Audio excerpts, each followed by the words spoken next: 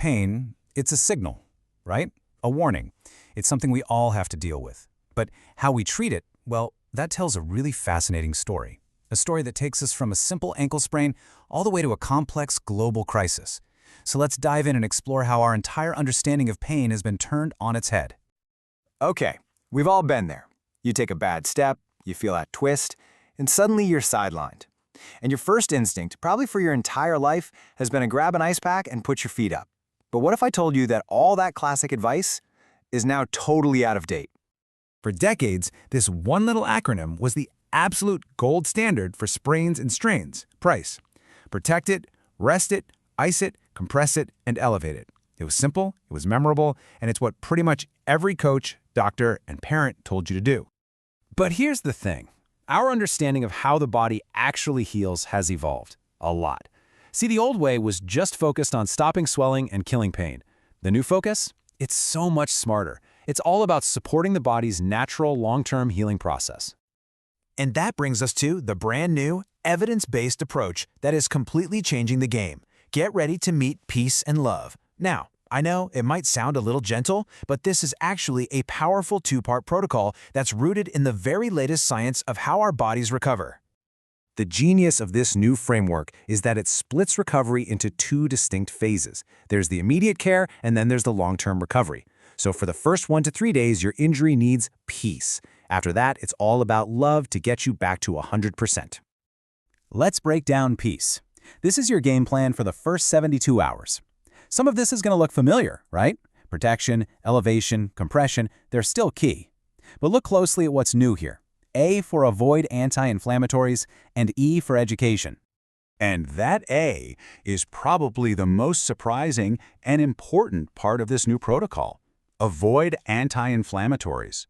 I mean, for years we've been popping pills like ibuprofen to stop swelling.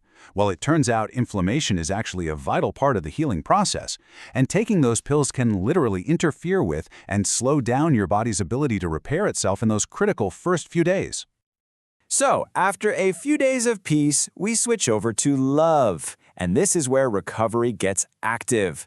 We're talking load, optimism, vascularization, and exercise. This is all designed to safely and gradually get your body moving again, to promote strong, functional healing. And let's not just gloss over that O for optimism. Your mindset really, really matters. The brain is an incredibly powerful tool in your recovery, and solid research shows that a positive, optimistic outlook can genuinely speed up your physical healing. It's not just a physical process, it's a psychological one too. Okay, so peace and love is fantastic for a sprain. That's sorted. But what happens when the pain is just off the charts? What do we do when we're talking about something way more intense than a simple strain? Right. For severe acute pain, the kind you get from major trauma or after a big surgery, we are in a completely different world of pain management. And that requires a much, much more powerful tool. We're talking about opioids. These are drugs that work on specific receptors in your brain and nervous system to bring about profound pain relief. They can come from natural sources, like morphine from the opium poppy, or be completely man-made, like fentanyl. Now, opioids have two very different faces. Medically, they are lifesavers. They're indispensable for managing severe pain and for anesthesia. But they come with a whole list of side effects, from nausea and sedation to a really dangerous condition called respiratory depression, where your breathing can slow down to critical levels. And those immediate side effects, they're really just the beginning. The long-term risks are what have fueled a global crisis, and it all tends to start with this predictable, dangerous cascade. It usually kicks off with tolerance. That's where your body adapts and you need more and more of the drug to get the same pain relief.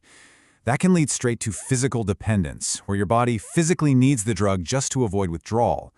And for some, that terrible path ends in addiction. That compulsive, psychological need to use the drug, no matter how much harm it's causing.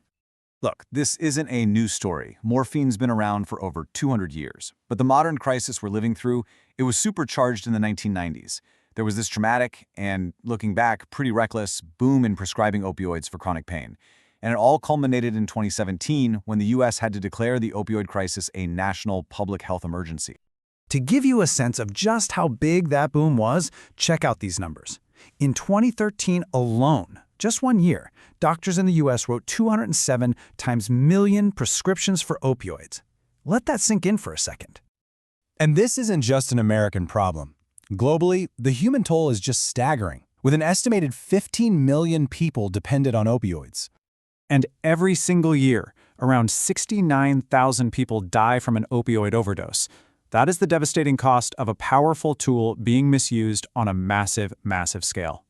So, after going through these two completely different stories, one of healing, one of crisis, what's the big takeaway? Well, it's about understanding that there have to be different paths for different types of pain. It really comes down to using the right tool for the job.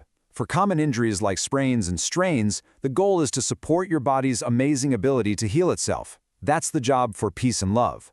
But for that severe, acute pain, the goal is totally different. It's about powerful, short-term relief, just to numb the pain and get through the immediate trauma. And that's the very specific and very limited role for opioids. It's about precision, not just power. And that leaves us all with a final thought. Pain is a universal human experience. We've learned so much about how it works and how we heal. But as we've clearly seen, just having the knowledge isn't always enough. The real question is this: are we as individuals and as a society really being wise enough in how we manage this fundamental part of being human?